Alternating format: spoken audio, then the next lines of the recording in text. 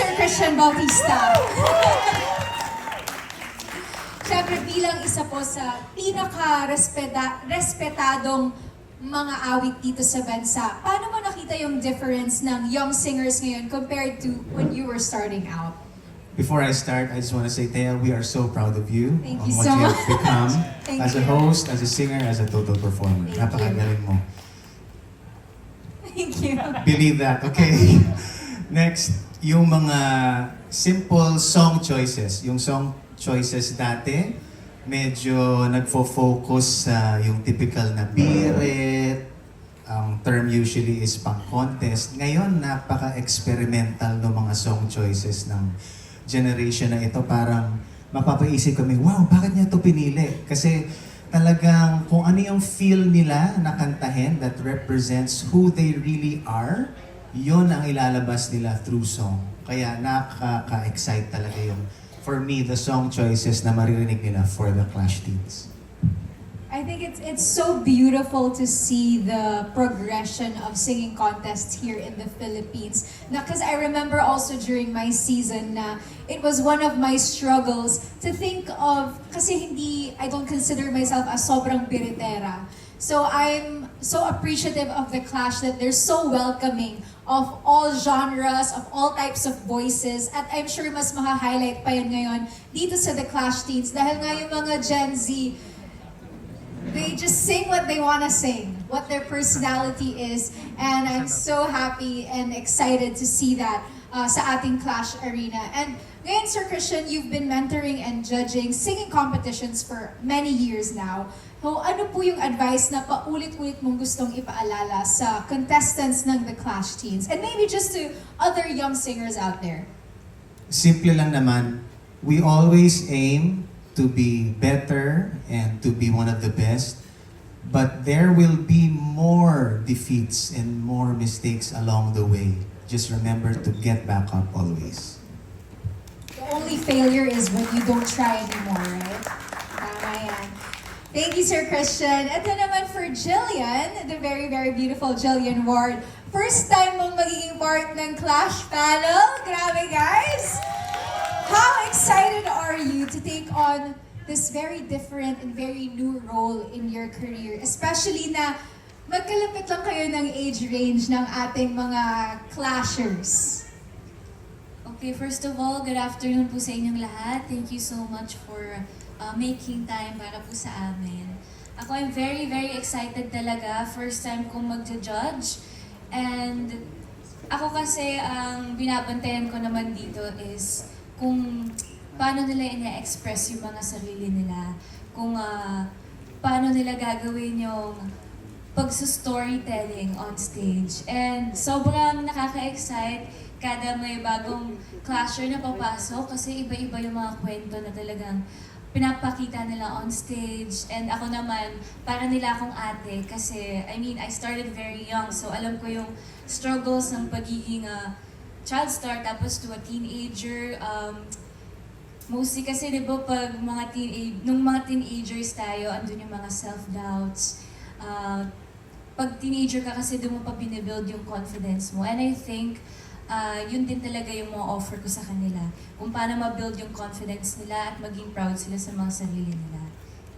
Yes. I think I speak for everyone when I say that Jillian really provides a very unique perspective and addition sa ating Clash panel because ako naniniwala ako that an effective singer is a storyteller, katulad ng sinabi ni Jillian. And as a singer and an actress, alam na alam ni Jillian. Kaya I'm sure she'll be of great help to our teen clashers. And now, Jillian, syempre, as someone who started out in the industry so young, bata pa lang, nasa spotlight ka na, ano yung personal experience mo na gusto mong ma-share or maitulong sa ating young clashers for this season? I think na kahit ano mangyari that they should keep on going. Kasi syempre meron tayong magiging failures on stage, hindi palaging perfect yung mapapakita natin.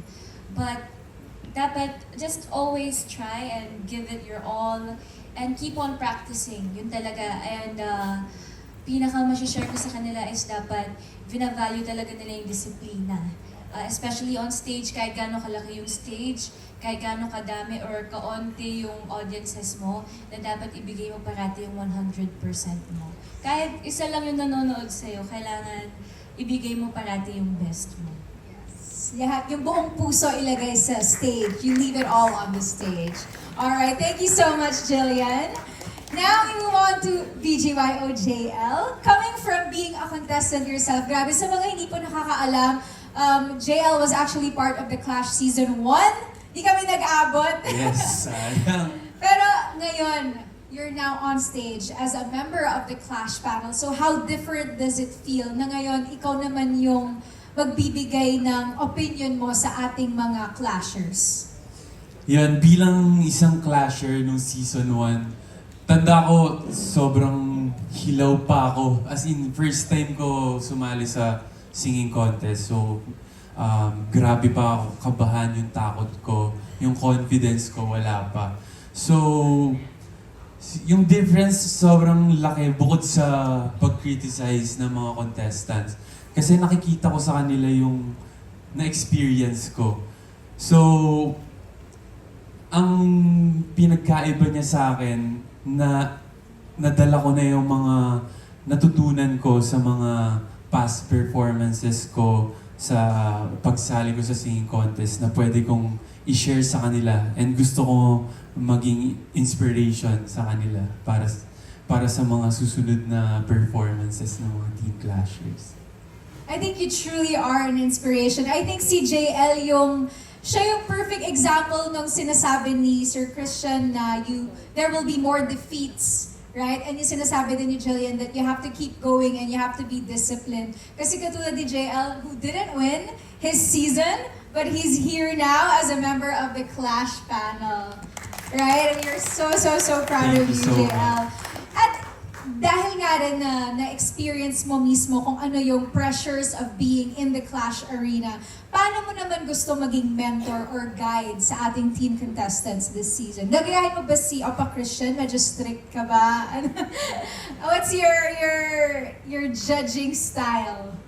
Siguro yung magiging style ko as a judge, gusto ko ipakita sa kanila. Gusto ko ma-share yung kung ano yung na-experience ko before, kung ano yung mga routine ko bago sumalang, like paano mawala yung kaba, yung takot, and sa pagpili din ng mga songs.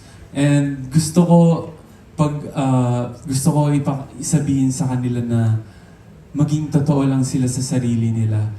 Kasi yung naging mali ko before is, yun nga, katulad ng sinabi ni Kuya Christian na dati kasi pag singing contest, ang mindset ko, kailangan pang contest yung kakantahin ko. So, nawawala na yung pagiging original, nawawala na yung authenticity. So, yun, as a judge, gusto ko lang ilabas yung pagiging totoo ng mga teen clashers.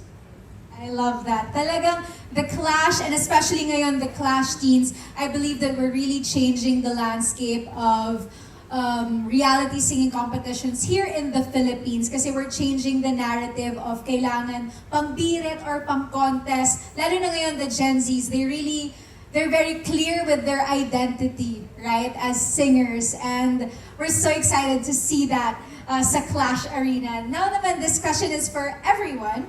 Kung mabibigyan kayo ng chance na makausap ang younger version ng sarili ninyo bago sumabak sa industriya, ano yung isang bagay na sasabihin nyo at paano ninyo gustong maipasa yun sa Teen Clashers?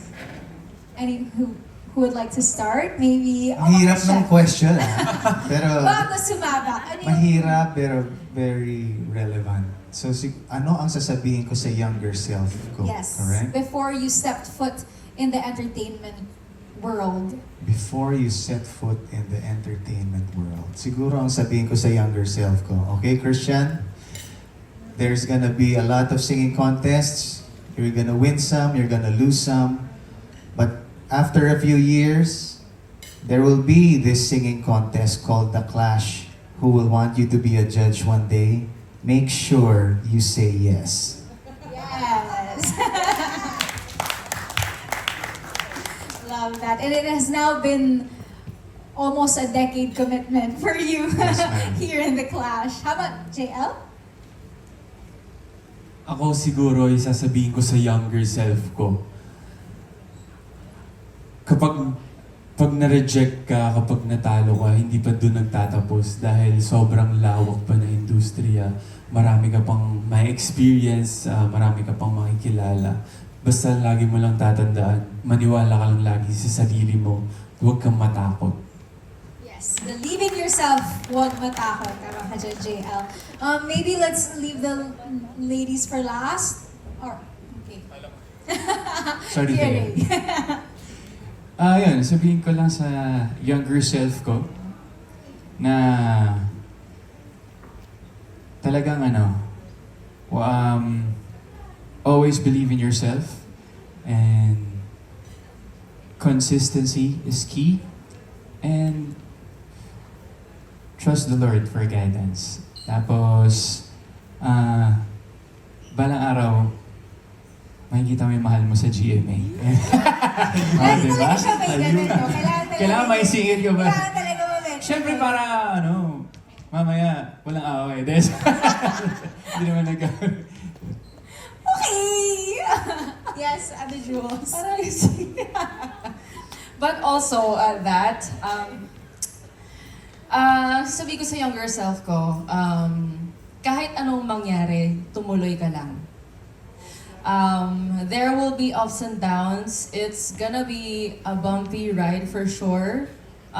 Kasi alam naman natin lahat that it's not always rainbows and butterflies. Hindi naman Yes. porket na nasa industry ka parang it's all glamour and being beautiful or handsome or stuff like that. It's also about working really hard for it and working smart. Just keep going lang. And yes, trust the Lord, believe in yourself always. Thank you, Miss Julianne. And last but not the least, Jillian? Younger self, I think not to stay committed and keep on learning. You never know, baka mamaya you've got other talents na hindi mo pa na-unlock, na-unlock ko na ngayon. no? Yes! And kahit may mga tao na sasabi sa'yo na you can't do certain things, na you can't achieve certain things, na nothing is impossible.